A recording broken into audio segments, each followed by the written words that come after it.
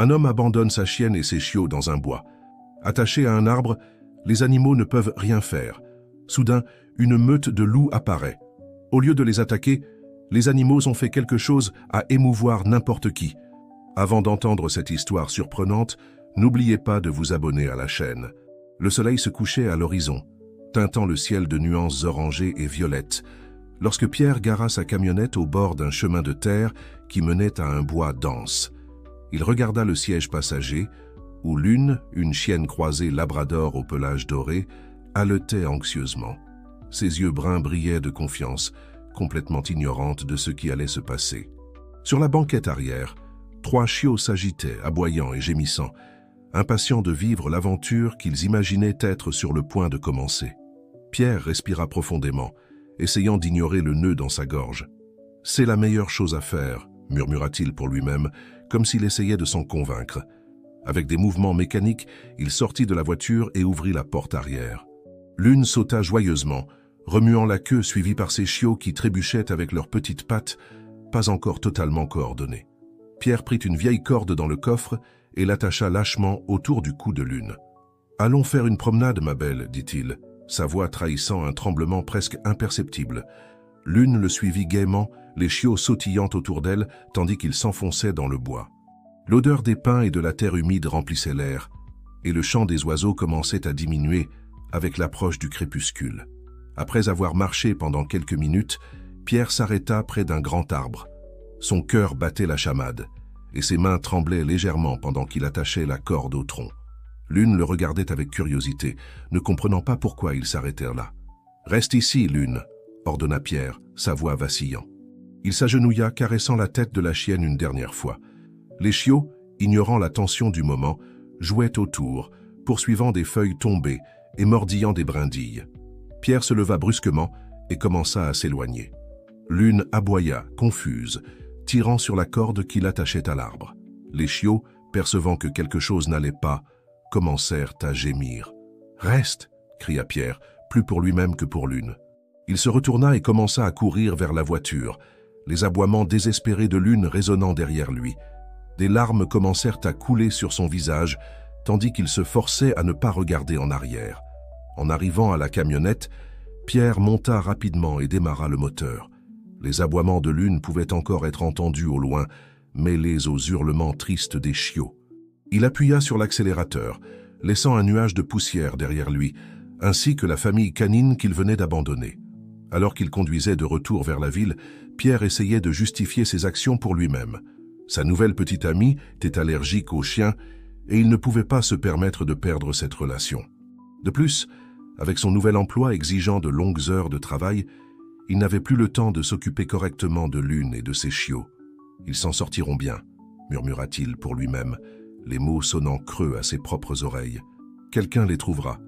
Peut-être une famille qui pourra mieux s'en occuper. » Mais à mesure que la distance entre lui et le bois augmentait, la réalité de ce qu'il avait fait commençait à peser sur sa conscience. Les souvenirs des années heureuses avec Lune, les jeux au parc, les promenades sur la plage, les soirées confortables sur le canapé, inondèrent de son esprit. Il se rappela le jour où il l'avait trouvée, un chiot abandonné dans une boîte en carton dans la rue, et comment elle l'avait regardé avec ses yeux pleins d'espoir. Pierre serra le volant si fort que ses jointures blanchirent. Il alluma la radio, augmentant le volume pour essayer d'étouffer les pensées qui le tourmentaient. Mais même la musique forte ne pouvait pas faire taire la voix dans sa tête qui criait qu'il avait trahi la confiance la plus pure qu'il ait jamais connue. Pendant ce temps, dans le bois, Lune restait attachée à l'arbre, aboyant sans cesse dans la direction où Pierre avait disparu. Ses chiots, effrayés et confus, se blottissaient autour d'elle, cherchant réconfort et protection. À mesure que la nuit tombait, les sons de la forêt changeaient.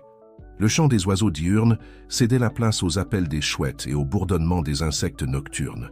Lune, épuisée d'avoir tant aboyé, finit par se coucher, enveloppant ses chiots de son corps pour les garder au chaud. Ses yeux restaient fixés dans la direction de la route, attendant à chaque instant que les phares de la camionnette de Pierre apparaissent entre les arbres. Mais au fil des heures, cet espoir commençait à diminuer. Le vent froid de la nuit agitait les feuilles des arbres, apportant avec lui l'odeur de la pluie lointaine. Lune frissonna, attirant ses chiots plus près d'elle. Elle ne comprenait pas pourquoi Pierre les avait laissés là, mais son instinct maternel la poussait à protéger ses petits à tout prix. L'un des chiots, le plus petit de la portée, commença à gémir de faim. Lune le lécha doucement, essayant de le calmer. Elle-même sentait son estomac gargouiller, mais il n'y avait rien qu'elle puisse faire, attachée comme elle l'était à l'arbre. Soudain, une branche craqua dans l'obscurité, faisant dresser la tête de Lune en alerte. Ses yeux scrutèrent la pénombre, essayant d'identifier la source du bruit.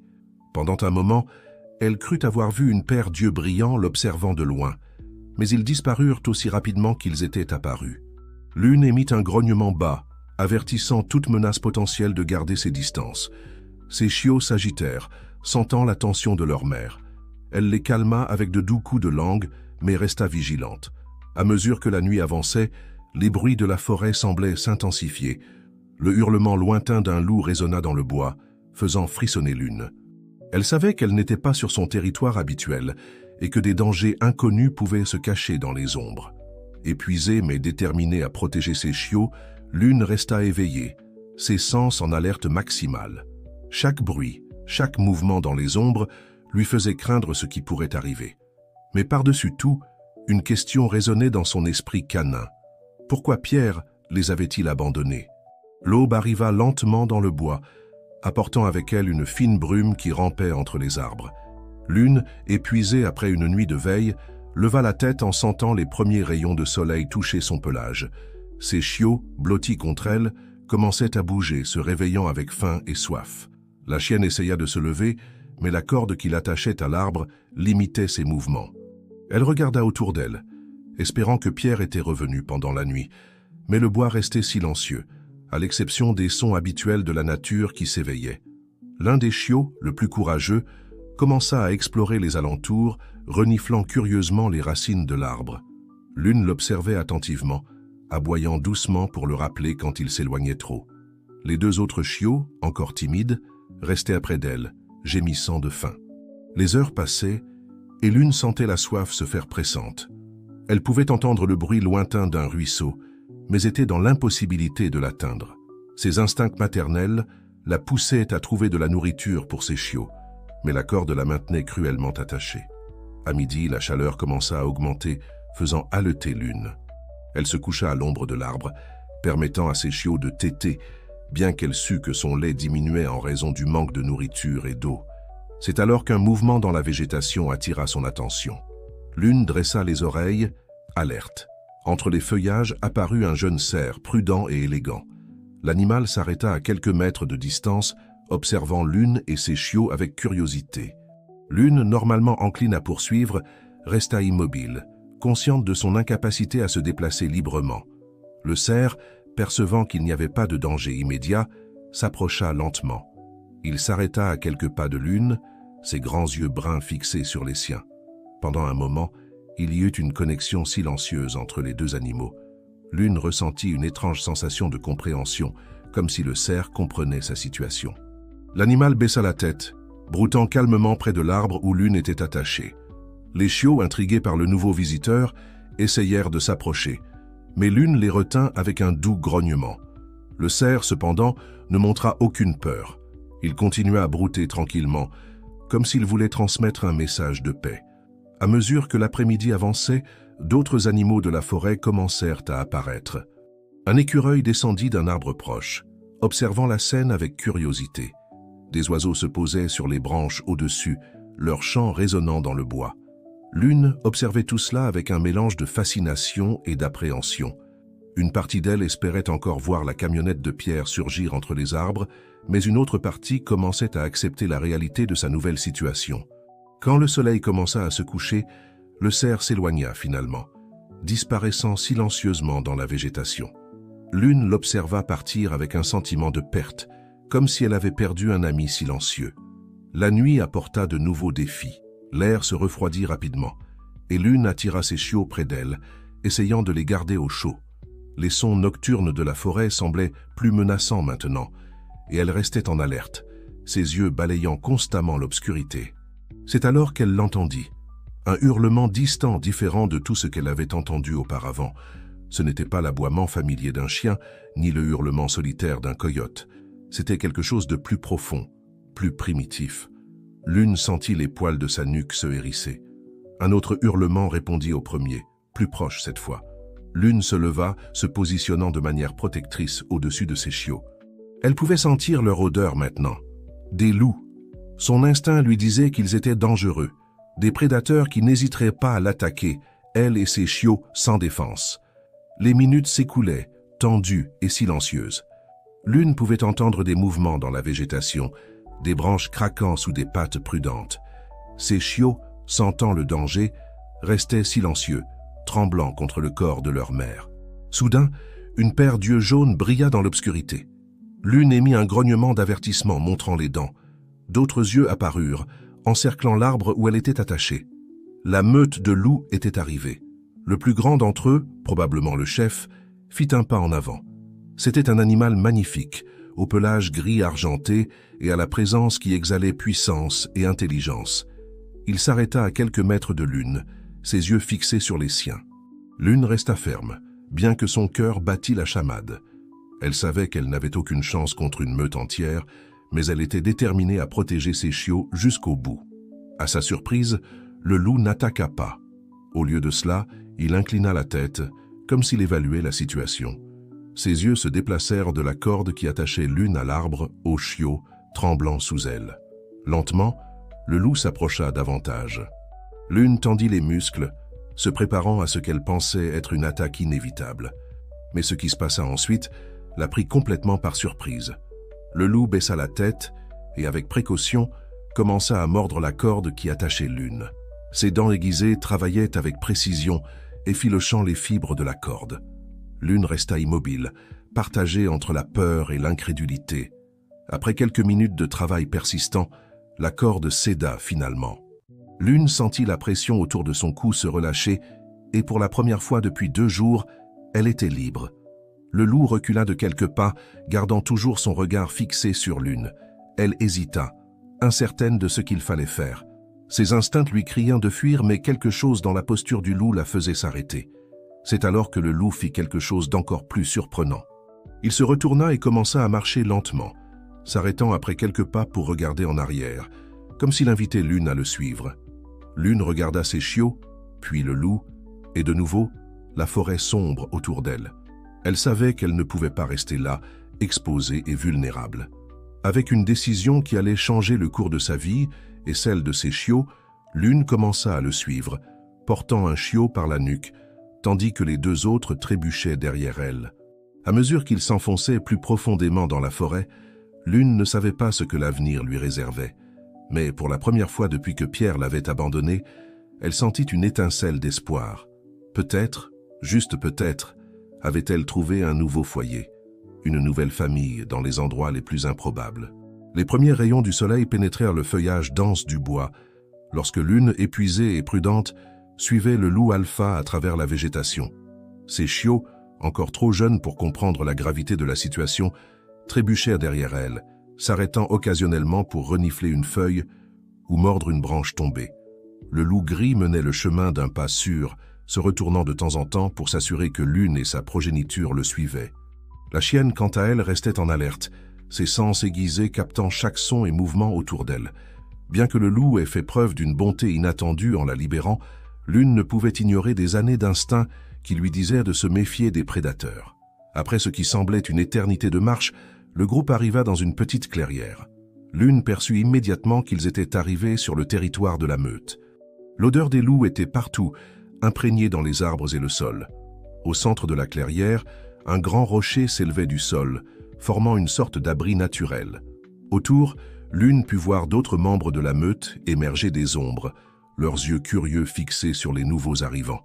Le loup alpha émit un hurlement bas, apparemment signalant aux autres que Lune et ses chiots n'étaient pas une menace. Lentement, les autres loups s'approchèrent, reniflant l'air avec intérêt. Lune attira instinctivement ses chiots près d'elle, un grognement bas s'échappant de sa gorge. À sa surprise, une louve au pelage brun-roux s'approcha, ses yeux transmettant un calme que Lune n'attendait pas. La louve inclina la tête, comme si elle invitait Lune à se détendre. Puis, à l'étonnement de Lune, la louve se coucha, exposant son ventre dans un clair signe de soumission et de confiance. C'était comme si elle disait « Tu es en sécurité ici ». Lentement, Les autres loups suivirent l'exemple, se couchant ou s'asseyant, formant un cercle autour de Lune et ses chiots. Le loup alpha resta debout, sa posture vigilante, comme s'il montait la garde. Lune, encore hésitante, permit à ses chiots d'explorer un peu. Les petits, curieux et inconscients du danger potentiel, commencèrent à renifler les loups les plus proches. Au soulagement de Lune, les loups répondirent avec douceur, certains léchant même affectueusement les chiots. Les heures passèrent, et Lune commença progressivement à se détendre. La meute semblait l'accepter, et plus important encore, acceptait ses chiots. Quand le soleil atteignit son point le plus haut dans le ciel, la louve au pelage brun-roux se leva et disparut dans la forêt, revenant peu après avec un lapin dans la gueule. À l'étonnement de Lune, la louve déposa la proie à ses pieds, reculant respectueusement. C'était un geste clair, une offre de nourriture, de subsistance. Lune hésita un moment, puis, poussée par la faim, commença à manger. Ses chiots, encore trop jeunes pour la viande solide, tétèrent avec une vigueur renouvelée, bénéficiant du repas de leur mère. Pendant ce temps, loin de là, dans la ville, Pierre essayait de continuer sa vie. Assis dans son nouveau bureau, il regardait par la fenêtre, son esprit vagabondant vers Lune et les chiots. La culpabilité le rongeait, mais il essayait de l'étouffer, se disant qu'il avait fait le nécessaire. Sa petite amie, Sophie, entra dans la pièce souriante. « Prêt pour le déjeuner, chérie ?» demanda-t-elle, s'approchant pour un baiser. Pierre força un sourire, acquiesçant. Alors qu'ils sortirent du bureau, ils passèrent devant une animalerie.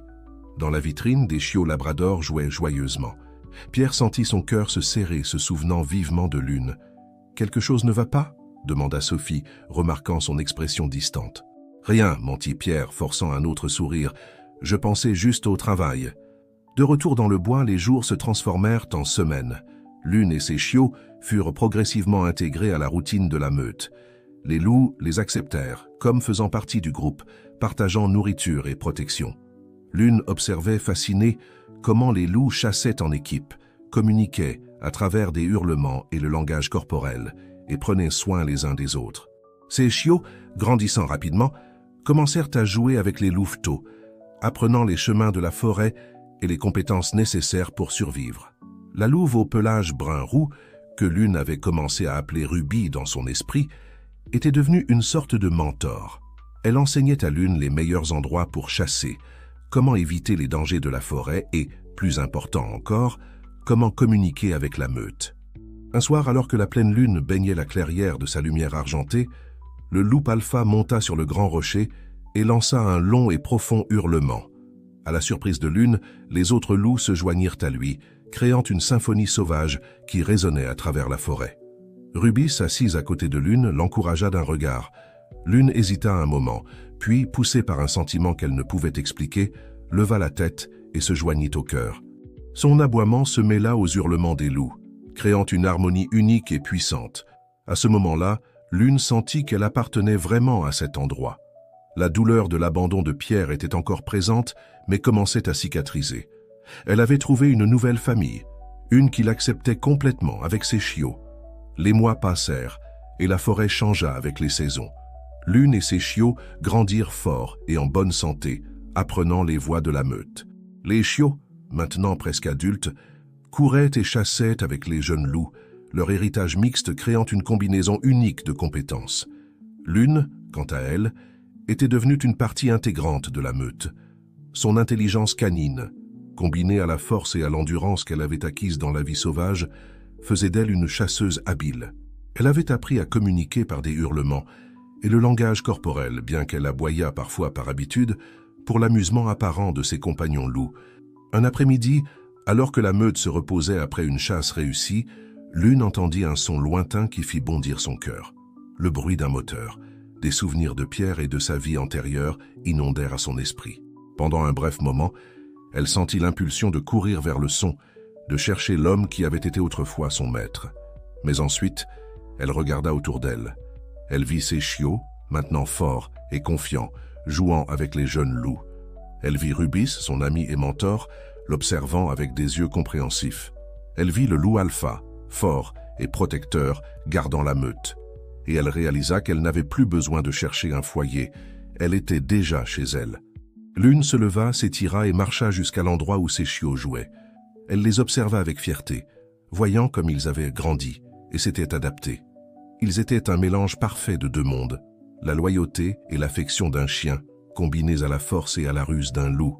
Alors que le bruit du moteur disparaissait au loin, Lune ressentit une paix qu'elle n'avait pas expérimentée depuis longtemps. L'abandon de Pierre, qui semblait autrefois une condamnation à mort, s'était transformé en un nouveau départ. Elle avait trouvé une force qu'elle ne savait même pas posséder, et une famille qui l'aimait inconditionnellement. Le soleil commençait à se coucher, peignant le ciel de teintes orangées et roses. Lune leva la tête et lança un long hurlement mélodieux. Un par un, les membres de la meute se joignirent à elle, leur voix s'élevant dans une chanson sauvage et belle qui résonnait à travers la forêt. Et ainsi, sous le ciel crépusculaire, Lune célébrait sa nouvelle vie, sa nouvelle famille et l'incroyable voyage qui l'avait amenée jusqu'ici. L'avenir était incertain, mais elle l'affronterait avec courage, entourée de ceux qui l'avaient accueillie quand elle en avait le plus besoin. Les années passèrent comme les saisons dans la forêt, chacune apportant de nouveaux défis et joies pour Lune et sa famille adoptive. Ces chiots, maintenant adultes, étaient devenus des membres respectés de la meute, chacun trouvant son propre rôle dans la hiérarchie du groupe. L'aîné, que Lune appelait affectueusement Tonnerre, en raison de sa voix puissante, était devenu un chasseur exceptionnel. Son mélange unique d'instincts canins et lupins le rendait imprévisible pour les proies, lui permettant de les surprendre avec des tactiques qu'aucun chien ni loup n'utiliserait seul. La fille du milieu, Brise, avait hérité de la douceur de Lune. Elle était devenue une sorte de soigneuse de la meute, toujours attentive aux louveteaux et aux membres les plus âgés. Sa présence tranquille calmait même les loups les plus agités pendant les nuits d'orage. Le cadet Ombre était le plus curieux et aventureux. Il s'aventurait souvent au-delà des limites habituelles du territoire de la meute, revenant toujours avec des informations précieuses sur les changements dans la forêt ou les menaces potentielles. Lune observait ses enfants avec un mélange de fierté et de nostalgie. Bien qu'heureuse de la vie qu'ils avaient reconstruite, elle se surprenait parfois à penser à Pierre et à la vie qu'elle avait laissée derrière elle. Ses souvenirs, cependant, étaient de plus en plus lointains, comme un rêve à moitié oublié au réveil. Un après-midi, alors que la meute se reposait après une chasse réussie, Lune remarqua une agitation inhabituelle parmi les loups les plus jeunes. Curieuse, elle s'approcha d'un groupe qui se rassemblait à la lisière de la clairière. « Que se passe-t-il » demanda-t-elle à Ruby, qui observait la scène avec un regard inquiet. « Les jeunes sont agités » répondit Rubis. « Ils ont entendu des rumeurs d'humains s'approchant de la forêt. Certains veulent aller enquêter. » Lune sentit un frisson parcourir son échine. Des humains. Le mot évoquait un mélange confus d'émotions, nostalgie, peur, curiosité. Elle savait que les humains pouvaient être à la fois une menace et une source de fascination pour les loups les plus jeunes. « Cela peut être dangereux », dit Lune, sa voix chargée d'inquiétude. Rubis acquiesça. L'alpha est préoccupé aussi. Il craint que la curiosité des jeunes ne conduise à une confrontation. À ce moment-là, Lune eut une idée. Elle connaissait les deux mondes, celui des humains et celui de la forêt. Peut-être pourrait-elle utiliser cette connaissance pour aider à protéger la meute. « Et si j'allais enquêter » suggéra Lune. « Je peux m'approcher des humains sans éveiller les soupçons. Je peux découvrir ce qu'ils font ici. » Rubis la regarda avec un mélange de surprise et d'admiration. « Tu es sûre, Lune ? Cela pourrait être risqué pour toi aussi. » Lune hésita un moment, se souvenant de sa vie antérieure. Puis, avec une détermination renouvelée, elle répondit « Oui, c'est ma famille maintenant, et je ferai ce qu'il faut pour la protéger. » Avec l'approbation réticente de l'alpha, Lune se prépara pour sa mission. Ses enfants, inquiets, insistèrent pour l'accompagner jusqu'à la limite du territoire de la meute. « Fais attention, maman, » dit Tonnerre, sa voix normalement forte maintenant douce d'inquiétude. « Reviens vers nous, » ajouta Brise, frottant son museau contre celui de Lune dans un geste d'affection. Ombre, toujours le plus aventureux, semblait partager entre l'inquiétude et l'envie. « Ramène des histoires intéressantes, » dit-il, essayant de cacher son anxiété par de la bravade. Lune lécha affectueusement chacun de ses enfants, promettant de revenir en sécurité. Avec un dernier regard vers la meute qui était devenue sa famille, elle partit en direction du monde des humains. À mesure qu'elle s'éloignait du territoire familier, Lune sentit ses instincts canins ressurgir. Des odeurs longtemps oubliées inondèrent ses sens. L'odeur âcre de l'asphalte, l'arôme tentant de nourriture cuite, l'odeur métallique des véhicules. C'était un monde qu'elle avait laissé derrière elle, mais qui faisait encore partie d'elle. Après plusieurs heures de marche prudente, Lune arriva à la lisière d'une petite ville. Cachée dans la végétation, elle observa le mouvement des rues. Des voitures passaient, des gens marchaient pressés, des enfants jouaient dans un parc proche. C'était une scène à la fois familière et étrange. C'est alors qu'elle le vit. Un homme marchant sur le trottoir, tenant la laisse d'un chien. Le cœur de Lune s'emballa. Pendant un moment, elle pensa que c'était Pierre. Mais non, cet homme était plus âgé, ses cheveux grisonnants aux tempes. Lune observa l'interaction entre l'homme et le chien. Il y avait de l'affection là, une connexion dont elle se souvenait avoir partagé avec Pierre. Une partie d'elle aspirait à ce type de relation à nouveau, à la simplicité d'être un animal de compagnie aimé. Mais ensuite, elle se souvint de ses enfants, de Rubis, du loup Alpha, de toute la meute qui dépendait d'elle. Elle avait une mission à accomplir, une famille à protéger. Se concentrant à nouveau sur sa tâche, Lune commença à explorer les bords de la ville, restant cachée. Elle découvrit bientôt la raison de l'approche des humains vers la forêt. Une nouvelle route était en construction, coupant une partie du territoire de la meute. Lune savait que cela pourrait être désastreux pour les loups. Plus d'humains signifiait plus de danger, moins de territoire pour chasser, plus de risques de confrontation. Elle devait retourner et alerter la meute. Alors qu'elle se préparait à retourner dans la forêt, Lune entendit un son qui la fit se figer. Une voix familière, une qu'elle n'avait pas entendue depuis des années, mais qui résonnait encore dans sa mémoire. « Lune ? C'est toi, ma belle ?» Elle se retourna lentement, son cœur battant si fort qu'il semblait vouloir sortir de sa poitrine. Là, à quelques mètres de distance, se tenait Pierre. Il semblait plus vieux, avec des rides autour des yeux et des cheveux gris aux tempes. Ses yeux, cependant, étaient les mêmes dont Lune se souvenait, maintenant écarquillés de choc et d'incrédulité. Pendant un moment, le temps sembla s'arrêter. Lune ressentit un tourbillon d'émotions, joie, blessure, confusion, nostalgie. Une partie d'elle voulait courir vers Pierre, sentir son toucher à nouveau, entendre sa voix dire que tout irait bien. Mais une autre partie, celle qui avait grandi et changé au cours des années dans la forêt, lui rappela qui elle était maintenant. Non plus un animal de compagnie sans défense, mais une protectrice, une mère, un membre vital d'une communauté. Pierre fit un pas hésitant dans sa direction, tendant la main. « Lune, je n'arrive pas à y croire. Tu es vivante. » Lune recula instinctivement, ses yeux fixés sur ceux de Pierre. Elle vit la douleur et le remords dans son regard, et pendant un moment, elle faillit céder à l'impulsion d'aller vers lui. Mais alors, le son lointain d'un hurlement parvint à ses oreilles. L'appel de sa famille, sa vraie famille. Lune regarda une dernière fois Pierre, gravant son image dans sa mémoire. Puis, sans regarder en arrière, elle se retourna et courut vers la forêt, laissant Pierre appeler son nom en vain. Alors qu'elle courait, Lune sentit un poids se lever de son cœur. Le passé était finalement dans le passé. Son avenir, sa vie, sa famille, tout était devant elle dans la forêt qu'elle appelait maintenant son foyer.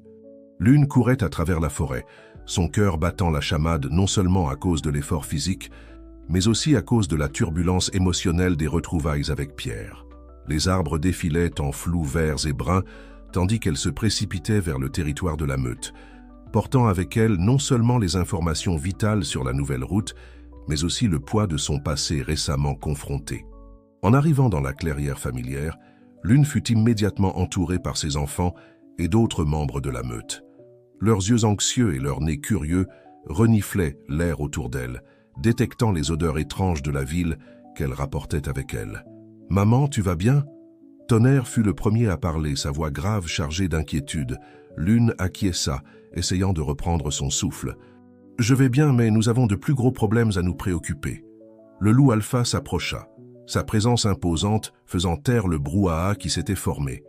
D'un signe de tête, il indiqua que Lune devait partager ses découvertes. « Les humains construisent une nouvelle route, » commença Lune, sa voix ferme malgré l'épuisement. « Elle va couper une partie de notre territoire. Nous devons nous préparer à des changements et à des dangers potentiels. » Un murmure d'inquiétude parcourut la meute. L'Alpha resta silencieux un moment, traitant l'information. « C'est grave, » dit-il finalement. « Nous devrons adapter nos itinéraires de chasse et peut-être même envisager de déplacer notre campement principal. » Tandis que la meute discutait des implications de la nouvelle, Rubis s'approcha de Lune, ses yeux perspicaces, remarquant l'agitation chez son ami. « Il y a autre chose, n'est-ce pas ?» demanda doucement Ruby. « Quelque chose s'est passé là-bas. » Lune hésita, mais savait qu'elle ne pouvait pas cacher la vérité à sa plus proche amie. « Je l'ai vu, Rubis, Pierre, l'homme qui m'a abandonné. » Les yeux de Rubis s'élargirent de surprise. « Et comment te sens-tu » Lune soupira profondément. Confuse, pendant un moment, toutes ces vieilles émotions sont revenues, la joie de le voir, la douleur de l'abandon. « Mais ensuite tu t'es souvenu de qui tu es maintenant » compléta doucement Ruby. Lune acquiesça. « Exactement. J'ai réalisé que, même si cette vie faisait partie de moi, ce n'est plus qui je suis. Ma place est ici, avec vous. » Ruby frotta son museau contre celui de Lune dans un geste de réconfort. « Tu as fait le bon choix, mon ami. Ta loyauté et ton courage sont admirables. » Dans les jours qui suivirent, la meute se mobilisa pour faire face à la nouvelle réalité. Des patrouilles furent envoyées pour cartographier l'étendue de la construction de la route et identifier de nouvelles zones sûres pour la chasse et l'abri. Lune, avec sa connaissance unique du monde des humains, devint une conseillère précieuse. Elle aida à interpréter les schémas de comportement humain, prévoyant quand il serait sûr de s'approcher de la route en construction et quand il valait mieux s'en tenir éloigné.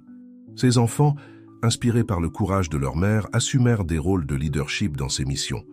Tonnerre dirigeait les patrouilles nocturnes, sa voix puissante servant d'avertissement efficace. Brise utilisait sa nature douce pour calmer les membres les plus anxieux de la meute, surtout les louveteaux effrayés par les nouveaux sons et odeurs. Ombre, avec sa curiosité insatiable, devint un explorateur habile, rapportant souvent des informations cruciales sur l'avancement de la construction. Pendant ce temps, en ville, Pierre n'arrivait pas à sortir de son esprit la rencontre avec Lune. La vision de son ancienne compagne, maintenant sauvage et indépendante, le hantait. Il commença à visiter fréquemment la lisière de la forêt, espérant l'apercevoir à nouveau. Un jour, alors qu'il marchait près du chantier de la nouvelle route, Pierre entendit une conversation entre deux ouvriers qui l'alarma. « J'ai entendu dire qu'il y a une meute de loups dans cette forêt, » dit l'un d'eux. « Le patron parle d'appeler des chasseurs pour s'en débarrasser avant que la route ne soit terminée. » Le cœur de Pierre se glaça. Des loups? Est-ce que Lune vivait avec eux? Il ne pouvait pas permettre qu'ils soient chassés. Déterminé à faire quelque chose, Pierre commença à se renseigner sur la conservation de la vie sauvage et les lois de protection de l'environnement. De retour dans la forêt, la meute faisait face à des défis quotidiens. Le bruit des machines effrayait le gibier, rendant la nourriture plus difficile à trouver. La pollution de l'air et de l'eau commençait à affecter l'équilibre délicat de l'écosystème. Une nuit, lors d'une chasse, Lune et ses enfants s'aventurèrent plus près de la zone de construction que d'habitude, forcés par la rareté des proies sur leur territoire habituel. Soudain, le bruit d'un moteur rugissant les prit par surprise. Des lumières brillantes percèrent l'obscurité, les aveuglant momentanément. « Courez !» cria Lune, poussant ses enfants vers la sécurité des arbres. Mais Ombre, toujours le plus curieux, hésita une seconde de trop. Le véhicule s'approchait rapidement, ses phares fixés sur le loup-chien paralysé. En un instant, Lune prit une décision. Se lançant en avant, elle poussa Ombre hors du chemin, mais ne put se dérober à temps. Le véhicule la heurta, la projetant à plusieurs mètres sur le côté de la route en construction. « Maman !» Le cri angoissé de ses enfants résonna dans la nuit. Lune gisait immobile sur la terre retournée, sa respiration superficielle et irrégulière. Tonnerre et Brise coururent à ses côtés, tandis qu'Ombre, horrifiée par les conséquences de son hésitation, hurlait pour appeler à l'aide. Le conducteur du véhicule, effrayé par l'accident, s'arrêta et sortit pour vérifier ce qui l'avait heurté. Au choc de tous, c'était Pierre. « Oh mon Dieu !» murmura-t-il, reconnaissant Lune. « Qu'ai-je fait ?» À ce moment critique, deux mondes entrèrent en collision. Pierre, l'homme qui avait autrefois abandonné Lune, se retrouvait maintenant face à elle, cette fois comme son agresseur involontaire. Les enfants de Lune, créatures nées entre deux mondes, regardaient l'homme avec un mélange de peur et de fureur. Et Lune, blessée et vulnérable, gisait entre eux, un symbole vivant de la connexion et du conflit entre le monde des humains et le monde sauvage. Le son des sirènes au loin annonçait l'approche de l'aide, mais aussi le danger imminent pour la meute. Des décisions cruciales devraient être prises dans les prochains instants, des décisions qui façonneraient non seulement le destin de Lune et de sa famille, mais potentiellement l'avenir de toute la forêt et de ses habitants. Le temps semblait s'être figé au bord de la route en construction. Lune gisait immobile, sa respiration faible et irrégulière. Pierre, paralysé par le choc et la culpabilité, restait à côté de son véhicule, incapable de traiter complètement la situation. Les enfants de Lune, partagés entre l'instinct de protéger leur mère et la peur de l'humain, grognaient doucement, leurs poils hérissés. Ce fut Brise qui rompit la première limpasse. Avec un courage né du désespoir, elle s'approcha de Lune, ignorant la présence menaçante de Pierre. Doucement, elle commença à lécher le visage de sa mère, essayant de la ranimer. Ce geste d'amour inconditionnel sembla éveiller quelque chose en Pierre. Il fit un pas hésitant vers Lune, ses mains tremblantes. « Je peux aider », murmura-t-il, plus pour lui-même que pour les animaux. « Je dois aider. » Tonnerre, encore méfiant, se plaça entre Pierre et Lune, un grognement d'avertissement s'échappant de sa gorge. Mais Ombre, consumé par la culpabilité et désespéré de sauver sa mère, regarda Pierre avec des yeux suppliants, comme s'il comprenait que cet humain pourrait être la seule chance de Lune. Le son des sirènes se rapprochait rapidement. Pierre savait qu'il avait peu de temps pour agir avant que les autorités n'arrivent, mettant potentiellement toute la meute en danger. « D'accord, faisons ça », dit Pierre, essayant de garder une voix calme. Lentement, il s'approcha de Lune, ses mains tendues en un geste de paix. « Je ne vais pas lui faire de mal, je promets. » Avec une infinie précaution, Pierre examina Lune. Ses années d'expérience en tant que bénévole dans un refuge pour animaux ressurgirent. Il pouvait sentir des côtes cassées et soupçonnait des blessures internes. Lune avait besoin d'une aide médicale immédiate, mais l'emmener chez un vétérinaire local signifierait exposer l'existence de la meute. À ce moment-là, une idée surgit dans son esprit. Il se souvint de François, un vieil ami vétérinaire qui travaillait avec des animaux sauvages. François avait une clinique discrète en périphérie de la ville, loin des regards curieux. « Je connais quelqu'un qui peut t'aider, » dit Pierre, regardant les enfants de Lune. « Mais vous allez devoir me faire confiance. » Comme s'ils comprenaient la gravité de la situation, les trois loups chiens échangèrent des regards. Après un moment de communication silencieuse, Tonnerre fit un pas de côté, permettant à Pierre de s'approcher de Lune. Avec le plus grand soin, Pierre souleva Lune dans ses bras. Elle gémit doucement, ses yeux s'ouvrant brièvement. À cet instant, leurs regards se croisèrent, et Pierre ressentit une vague d'émotions, remords, culpabilité, mais aussi une détermination féroce de bien faire les choses, cette fois-ci. « Tout ira bien, ma belle », chuchota-t-il. « Je te le promets. » Rapidement, Pierre plaça Lune sur la banquette arrière de sa voiture. À sa surprise, Tonnerre, Brise et Ombre sautèrent également dans le véhicule, refusant de laisser leur mère. Les sirènes étaient dangereusement proches maintenant. Sans temps pour hésiter, Pierre monta dans la voiture et accéléra, laissant la scène de l'accident derrière lui. Le trajet jusqu'à la clinique de François fut tendu. Pierre conduisait aussi vite qu'il osait, jetant des regards inquiets à Lune sur la banquette arrière à travers le rétroviseur. Ses enfants se blottissaient autour d'elle, la léchant doucement et émettant de petits gémissements d'inquiétude.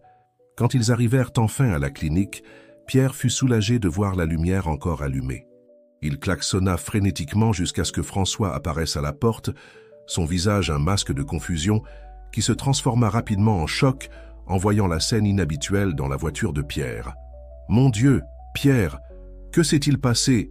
s'exclama François, courant pour aider. « C'est une longue histoire, » répondit Pierre, ouvrant la porte arrière. « Mais elle a besoin d'aide maintenant. » Ensemble, ils portèrent Lune à l'intérieur de la clinique, suivi de près par ses enfants anxieux. François, surmontant rapidement sa surprise initiale, passa en mode professionnel, examinant Lune et se préparant pour le traitement. Les heures qui suivirent furent un flou d'activités frénétiques. François travailla sans relâche, traitant les blessures de Lune, tandis que Pierre faisait de son mieux pour garder ses enfants calmes. C'était une scène surréaliste. Un homme, 3 loups chiens et un vétérinaire luttant ensemble pour sauver la vie d'un animal qui représentait le pont entre deux mondes. Finalement, après ce qui sembla une éternité, François émergea de la salle d'opération, épuisé mais avec un petit sourire sur le visage. « Elle va survivre », annonça-t-il. « Elle aura besoin de beaucoup de repos et de soins, mais c'est une battante. » Le soulagement qui inonda la pièce était palpable. Tonnerre, Brise et Ombre lancèrent de faibles hurlements de joie, tandis que Pierre sentait des larmes de gratitude couler sur son visage. « Maintenant, » dit François, regardant sérieusement Pierre, « Je pense que tu me dois quelques explications. » Dans les jours qui suivirent, pendant que Lune se remettait lentement, Pierre partagea toute l'histoire avec François, l'abandon, les retrouvailles et la menace que la nouvelle route représentait pour la meute. François, ému par la situation extraordinaire, accepta de garder le secret et d'aider autant que possible. Ensemble, ils commencèrent à formuler un plan non seulement pour protéger Lune et sa famille, mais toute la vie sauvage menacée par l'expansion urbaine. Pendant ce temps, dans la forêt, l'absence de Lune et de ses enfants ne passa pas inaperçue. Ruby et le loup alpha dirigèrent des recherches frénétiques, craignant le pire. La meute était en tumulte, partagée entre le besoin de retrouver ses membres perdus et la menace croissante de la présence humaine. À mesure que Lune reprenait des forces, Pierre passait de plus en plus de temps à la clinique, reconstruisant lentement le lien qu'il avait brisé des années auparavant. Il observait avec émerveillement l'interaction entre Lune et ses enfants, voyant en eux un mélange unique de domesticité et de sauvagerie. Une nuit, alors que tous se reposaient à la clinique, Pierre fut réveillé par un son familier, le hurlement lointain de loup. Il vit les oreilles de Tonnerre, Brise et Ombre se dresser, attentives. Lune, encore faible mais consciente, regarda vers la fenêtre avec une expression de nostalgie. À ce moment-là, Pierre comprit que, même s'il désirait garder Lune en sécurité et proche de lui, elle appartenait à la forêt, à sa meute. Le véritable acte d'amour serait de l'aider à retourner chez elle et de protéger le monde auquel elle appartenait maintenant. Avec cette prise de conscience, une nouvelle détermination naquit en Pierre. Non seulement il aiderait Lune à se rétablir, mais il utiliserait toutes les ressources à sa disposition pour protéger la forêt et ses habitants. Il était temps de corriger les erreurs du passé et de lutter pour un avenir où humains et animaux pourraient coexister en harmonie. Alors que le hurlement des loups résonnait dans la nuit, Pierre fit une promesse silencieuse à Lune et à sa famille. Cette fois, il ne les abandonnerait pas. Cette fois, il resterait et se battrait à leur côté, peu importe combien la route serait difficile. Les semaines passèrent et le rétablissement de Lune progressa régulièrement. La clinique de François était devenue un refuge improbable, un endroit où deux mondes se rencontraient et apprenaient à coexister. Pierre passait chaque moment libre là-bas, partagé entre prendre soin de Lune et planifier comment protéger la forêt et ses habitants. Un après-midi, alors que Lune se reposait avec ses petits autour d'elle, Pierre et François étaient penchés sur des cartes et des documents étalés sur la table de la clinique. « La situation est plus compliquée que nous ne l'imaginions », dit François, passant la main dans ses cheveux gris. L'entreprise de construction a toutes les licences nécessaires pour la route. Légalement, ils sont couverts. Pierre soupira lourdement. Il doit y avoir quelque chose que nous pouvons faire. Nous ne pouvons pas simplement permettre qu'ils détruisent l'habitat de tant d'animaux. À ce moment-là, la porte de la clinique s'ouvrit et une jeune femme entra. Elle portait un dossier plein de papiers et avait un regard déterminé sur le visage. « Excusez l'intrusion, » dit-elle. « Je m'appelle Marie. Je suis biologiste et activiste environnemental. J'ai entendu des rumeurs sur des loups dans cette zone et je suis venu enquêter. » Pierre et François échangèrent des regards inquiets. Lune et ses enfants étaient dans la pièce d'à côté et la peur d'exposer leur existence était palpable. Marie, percevant leur hésitation, continua. « Je ne suis pas ici pour causer des problèmes. En fait, je lutte contre la construction de la route. S'il y a vraiment une population de loups ici, cela pourrait être crucial pour notre cause. » Après un moment de silence tendu, Pierre décida de lui faire confiance. Il partagea l'histoire de Lune, omettant certains détails, mais soulignant l'importance de protéger la forêt et ses habitants. Les yeux de Marie brillèrent d'intérêt et de détermination. « Cela change tout, » dit-elle. « Avec des preuves d'une espèce protégée dans la zone, nous pouvons contester légalement la construction. » L'arrivée de Marie apporta une nouvelle énergie à la lutte. Dans les jours qui suivirent, ils travaillèrent sans relâche, collectant des preuves, préparant des documents juridiques et mobilisant le soutien de la communauté. Pendant ce temps, Lune continuait à reprendre des forces. Elle passait de longues périodes à observer par la fenêtre, ses yeux fixés en direction de la forêt.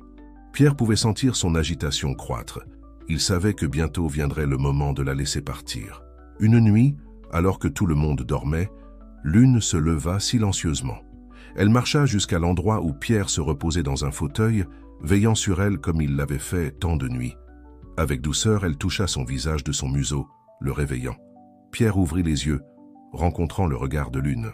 À ce moment-là, une compréhension silencieuse passa entre eux. C'était l'heure. « Tu es prête à rentrer, n'est-ce pas ?» chuchota Pierre, sa voix chargée d'émotion. Lune répondit par un doux aboiement, ses yeux brillant d'un mélange de gratitude et de détermination. Pierre acquiesça, ravalant le nœud dans sa gorge. Il réveilla François et Marie, et ensemble, ils se préparèrent pour le voyage de retour vers la forêt. Le groupe partit avant l'aube, Lune menant le chemin avec une énergie renouvelée. Ses enfants la suivaient de près, impatients de retourner au seul foyer qu'ils connaissaient vraiment. À mesure qu'ils approchèrent de la forêt, ils entendirent des hurlements lointains. Lune s'arrêta, ses oreilles se dressant. Puis, à l'étonnement de tous, elle rejeta la tête en arrière et poussa un long hurlement puissant. C'était un appel, une annonce de son retour. Quelques instants plus tard, des formes sombres émergèrent des ombres de la forêt. La meute était arrivée, menée par Ruby et le loup Alpha.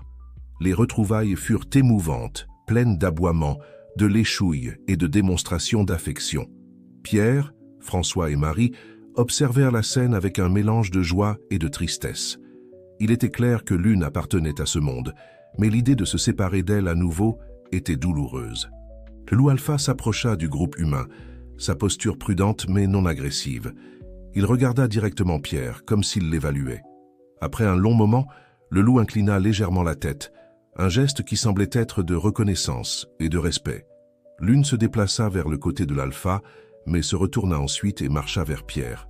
Elle s'assit devant lui, ses yeux fixés dans les siens. « Tout ira bien, ma belle », dit doucement Pierre, caressant sa tête. « Nous allons protéger ta maison, je te le promets. » Comme si elle comprenait, Lune lécha la main de Pierre une dernière fois. Puis, avec un dernier regard vers le groupe humain, elle se retourna et courut rejoindre la meute. En quelques secondes, ils avaient disparu dans l'obscurité de la forêt. Le silence qui suivit fut rompu par Marie. « Maintenant, nous avons tout ce dont nous avons besoin, » dit-elle, sa voix pleine de détermination. « Allons sauver cette forêt. » Dans les mois qui suivirent, une bataille intense se déroula.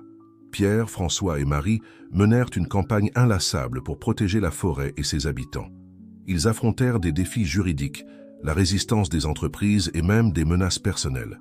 La communauté locale, initialement sceptique, commença à se rallier à la cause. Les histoires sur la meute de loups, bien que souvent exagérées, captivèrent l'imagination du public. La forêt, autrefois considérée comme un obstacle au progrès, devint un symbole de résistance et de préservation. Finalement, après des mois de lutte, vint la nouvelle que tous attendaient. Le projet de route serait relocalisé, préservant l'intégrité de la forêt. La célébration fut douce amère pour Pierre. Bien qu'exultant de la victoire, Lune lui manquait et il se demandait comment elle allait. Une nuit, des semaines après la décision finale, Pierre fut réveillé par un son familier. Un hurlement, distant mais inconfondable. Il courut sur le balcon de sa maison qui se trouvait maintenant à la lisière de la forêt protégée. Là, à l'orée de la forêt, se tenait Lune. À ses côtés se trouvaient ses enfants, maintenant complètement adultes, et plusieurs autres membres de la meute. Pendant un moment, ils se regardèrent en silence. Puis, Lune poussa un aboiement doux, presque comme un merci. Pierre sentit des larmes de joie couler sur son visage. « De rien, mon ami » chuchota-t-il. Avec un dernier regard, Lune et la meute disparurent dans la forêt. Mais Pierre savait que ce n'était pas un adieu. C'était le début d'une nouvelle ère, où humains et animaux pourraient coexister en harmonie, protégeant et respectant le foyer qu'ils partageaient. Alors que le son des hurlements s'estompait dans la nuit, Pierre fit une promesse silencieuse. Il consacrerait le reste de sa vie à protéger cette forêt et toutes les créatures qui y habitaient.